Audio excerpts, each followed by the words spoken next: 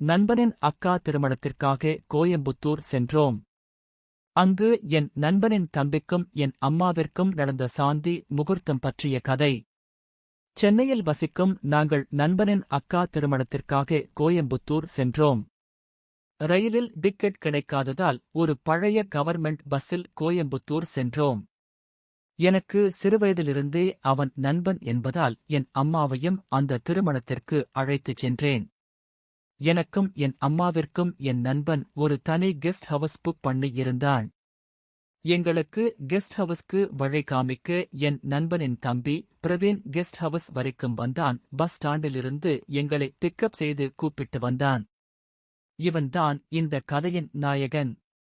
அப்போது எனக்கு தெரியாது இவன்தான் என் அம்மாவை இன்று பதம் பார்ப்பான் என்று. பிரவீன் பார்ப்பதற்கு ஒரு பள்ளி படிக்கும் மாணவன் போல் ஒல்லியான தேகம், மாநிறம், சற்று பங் போல முடிவைத்திருந்தான். இந்த கதையின் நாயகி என் அம்மா பார்ப்பதற்கு சினிமா நடிகை ரேவதி போல் இருப்பாள். அவ்வளவு ஹோம்லி பீஸ். இந்த ஹோம்லி பீஸ் என் அம்மாவை சிக்கன் பீஸ் போல இவன் பிரவீன் தின்னுவான் என்று நான் எதிர்பார்க்கவில்லை. கெஸ்ட் ஹவுஸ் ரீச் ஆனவுடன் என் நண்பன் சுரேஷிடம் இருந்து எனக்கு போன் வந்தது. சரக்கு பாட்டி வச்சிருக்கேன், நான் சொல்ற ஹோட்டலுக்கு வா என்று அழைத்தான்.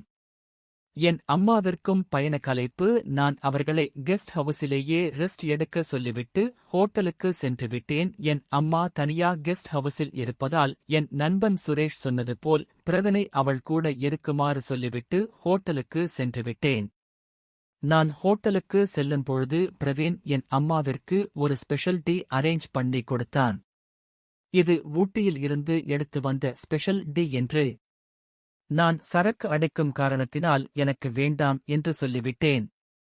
அங்கு ஓட்டல் சென்று என் நண்பன் சுரேஷ் பார்த்துவிட்டு ஆளுக்கு ஒரு பீர் குடித்தோம். அதற்குள் அவனுக்கு சில எதிர்பாராத கல்யாண வேலை என்பதால் பாதியிலேயே நான் திரும்பி கெஸ்ட் ஹவுஸ் வந்தேன். நானும் என் நண்பன் சுரேஷ் இன்று தண்ணி அடைக்கப் போறோம் என்று அவன் தம்பி பிரவீனுக்கு தெரியும். நான் எதிர்பாராமல் கெஸ்ட் ஹவுஸ் திரும்பி வந்தது அவனுக்கு தெரியாது. கெஸ்ட் ஹவுஸ் கதவு உள்ளே தாழ் போட்டு இருந்தது. ஜன்னலின் ஒரு கதவு திறந்து இருந்தது. ஜன்னலில் உள்ள எட்டிப் பார்த்தேன். அங்கு ஒரு டபுள் பெட் இருந்தது. அதில் என் அம்மா நன்றாக தூங்கிக் கொண்டிருந்தார்கள். பிரவீன் அவள் பக்கத்திலிருந்து அவளையே விரிக்க பார்த்துக் கொண்டிருந்தான். நானும் சற்று அரை போதையில் என்ன நடக்கிறது என்று தெரியாமல் அவர்களை ஒத்துப் பார்த்துக் கொண்டிருந்தேன். பிரவீன் மெல்லமாக என் அம்மாவின் கைமேல் அவன் கை வைத்தான்.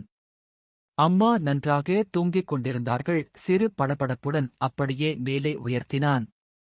என் அம்மாவின் லிப்ஸில் கை வைத்து வருடினான். என் அம்மாவிடமிருந்து எந்த அசைவும் இல்லை. பின்பு அவளிடத்தை மெல்லமாக வருடினான். பின்பு கண்ணம், மூக்கு என்று தடவினான். பின்பு அவன் கை என் அம்மாவின் கழுத்திற்கு கீழே இறங்கியது.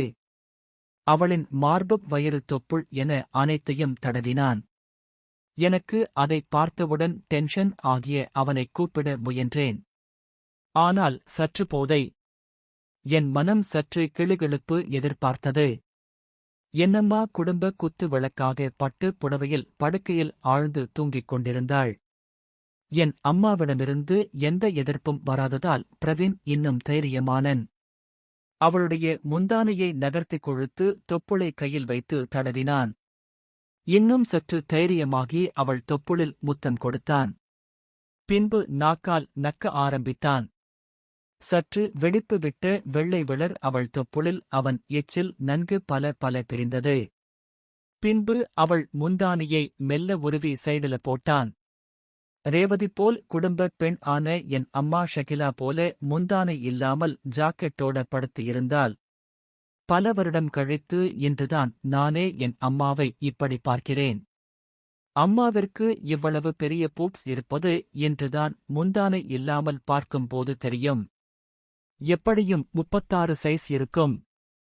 அம்மா பூட்ஸ் கூர்மையா அவன் கை வைத்தான். மெல்லமாக வருட ஆரம்பித்து சிறிது கசக்க ஆரம்பித்தான். அவன் கசக்குவதில் என் அம்மாவின் பூட்ஸ் மேன்மை எனக்கு தெரிந்தது. முதலில் வலது பூட்ஸ், பிறகு இடது பூட்ஸ், அப்புறம் இரண்டையும் சேர்த்து தன் கைகள் கசக்க ஆரம்பித்தான். அவளோ எதுவும் தெரியாமல் நன்கு தூங்கிக் கொண்டிருந்தாள். முதலில் பயணக் கலைப்பு என்று நினைத்தேன். பிறகுதான் எனக்கு ஞாபகம் வந்தது அவன் டீ கொடுத்தது. அந்த டீயில் ஏதோ கலந்து இருக்கிறான் என்று நினைக்கிறேன். அவன் கைகளால் என் அம்மாவின் ஜாக்கெட் கோக்கிகளை கழட்ட ஆரம்பித்தான். ஆரம்பத்தில் கலெக்ட டைட்டாக இருந்தாலும் எப்படி மேனேஜ் பண்ணி கழட்டிவிட்டான். இப்போது வெள்ளை நிற பிராவுடன் என் அம்மா அவன் முன்பு படுத்திருந்தாள். வெள்ளை வெளிர் இருக்கும் கிளவேஜும் தாலி மட்டும் சற்று தங்க நகைகளும் அவள் இரு மார்புக்கு நடுவில் இருந்தது.